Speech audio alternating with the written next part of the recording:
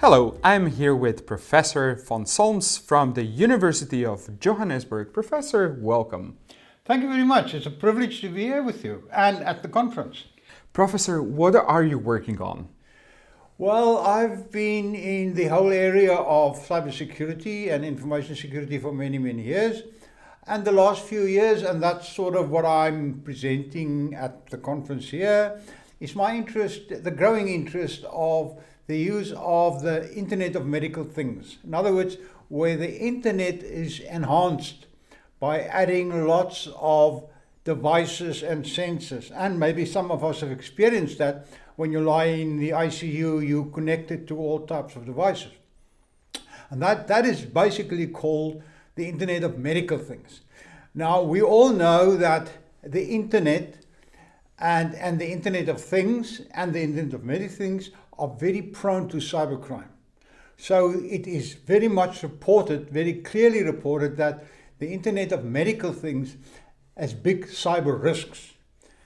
And eventually, protecting the hospital or the institution against those risks must be done by somebody, and that is called cybersecurity governance.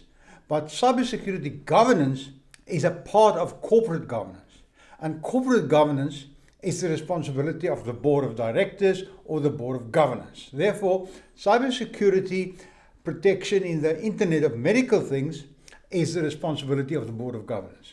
Now, it's well reported, and from our reviews, it's clear that the board of directors, most members, do not know where to start. How do they get a handle on their accountability and their risk in terms of the oversight responsibility that they have? Where do we start?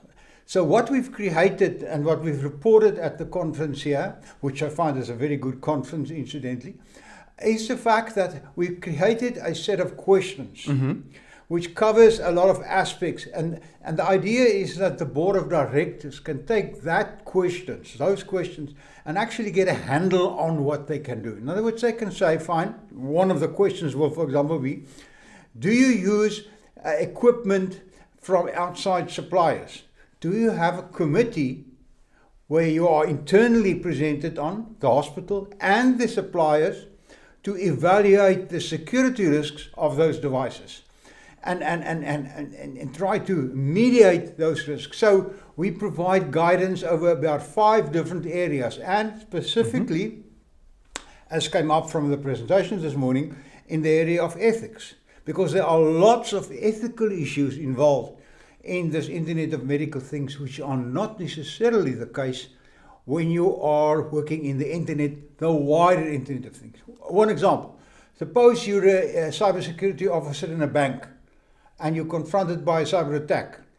Then the normal approach is cut off certain part of your network. In other words, eliminate the part where the attack happens from the rest so they can protect the rest. In the medical environment, you cannot do that, because if you make this part disjoint, that may be the part where the patients are connected to, and now you lose them out in the dark. So there are lots of ethical issues which we're looking at, but our initial purpose is to give the governors something to get a handle on their responsibility. This is really important, and in simple terms, can you explain the main idea of your research paper?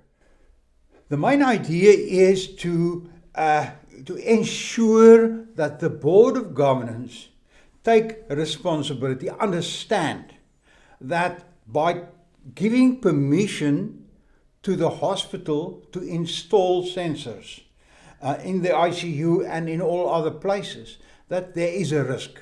And they cannot just be convinced by the supplier, this is a good idea, let's put these sensors into the hospital wards. There's a risk there which must be evaluated, and they must take responsibility.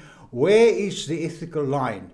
Should we have these sensors where lots of personal information of patients may be compromised through a cyber attack? And if it can, what is our accountability and our risk, and what do we ensure? What do we request and demand before these sensors are installed. I see. What challenges did you face when conducting your research work? I think the challenges that I've experienced over many, many years is that boards of directors and boards of governance see cybersecurity as a technical issue. So leave it to the IT people. Let the CIO and the information security officer handle the problem. But it has changed. Cybersecurity in many areas, and specifically in the medical areas, has got a very, very large human aspect, which is not technical. And which and within that human aspect, you've got this ethical aspect. So it's a totally different kettle of fish. And you have to look at all the sub-dimensions of the security in this environment, not only at the technical one. And I think that's the message I like to bring over to the board of directors. You can't just leave it to your technical people. Then you must get other experts, ethical experts, psychologists, etc., to help you evaluate how you must handle this Internet of Medical Things in your environment. I see.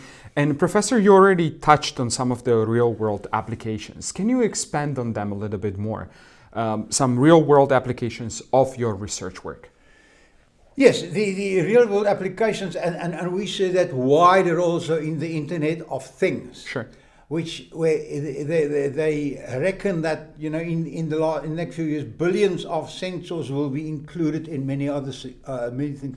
For example, in the whole area of self-driving cars. Right. Which is full of sensors, which must protect and actually manage the vehicle. Who's responsible for what? And I think those are part of the practical aspects, ethical aspects. If the vehicle loses control because of a software error and it kills a pedestrian, whose responsibility is it? Right. Where does the responsibility lie? I think these are questions which we haven't yet got answers on.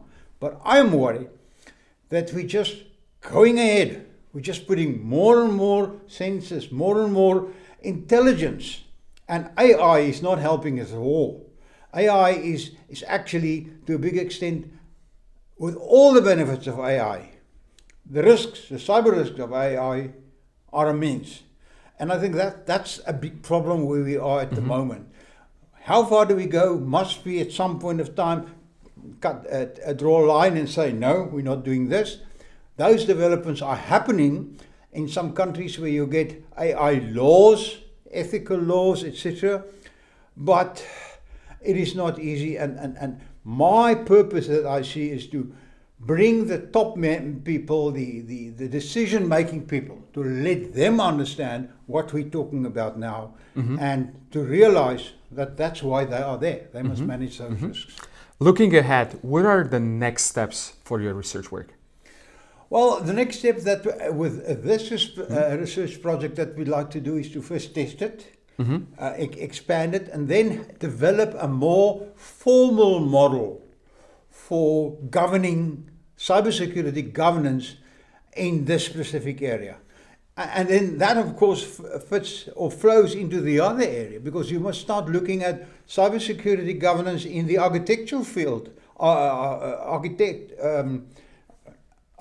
agriculture field. The more and more of what our food that we are eating are monitored by sensors.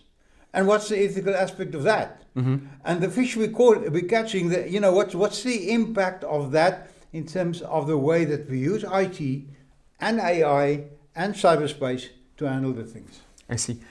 Professor, the last question. How was your experience with the conference so far? I love the conference. I've been at several of these conferences. For several years, I come back regularly.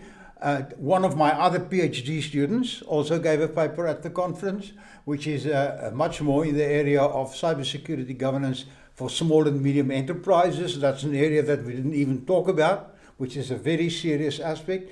And I think there are some very, very good papers which can provide a good platform for the things that people want to do. And I think the other important aspect is, and I've seen it during lunch and during tea time, is the interaction. People speak to each other and they share ideas. And that's what research is all about. Professor, thank you so much for your time.